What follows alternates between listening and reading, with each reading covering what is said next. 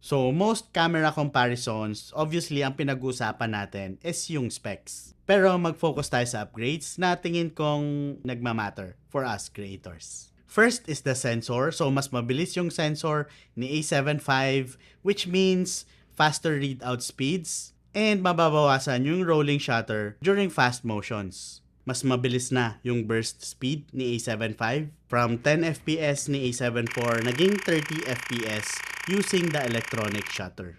Second upgrade na kailangan pag-usapan is yung pre-capture, which is para siyang time travel na kahit hindi mo pa fully na press yung shutter button, mag-shoot na yung camera agad for 1 second. So para siyang time travel talaga, ang galing. Which is available lang kay Sony A9 Mark III and Sony A1 Mark II. So, ito yung mga high-end Sony cameras as of the moment. And nilagay nila sa Sony A7 V. Third is yung bagong screen, which is gamit niya na yung 4-axis multi-angle LCD monitor na also available lang din dun sa mga higher-end cameras ni Sony.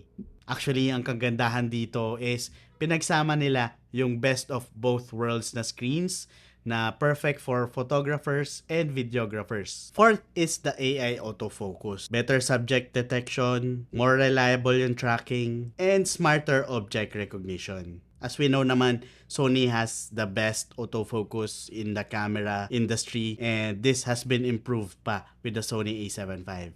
Lastly, sa video department, hindi rin naiwan si A7 V dahil yung 4K 60 recording is from 7K oversampled na. Also, meron na rin siyang 4K 120p with the crop of course. And of course, yung rolling shutter din for video department na nabawasan din with this new sensor. So I think these are the upgrades that worth to mention na talagang makakaapekto sa workflow ng content creators.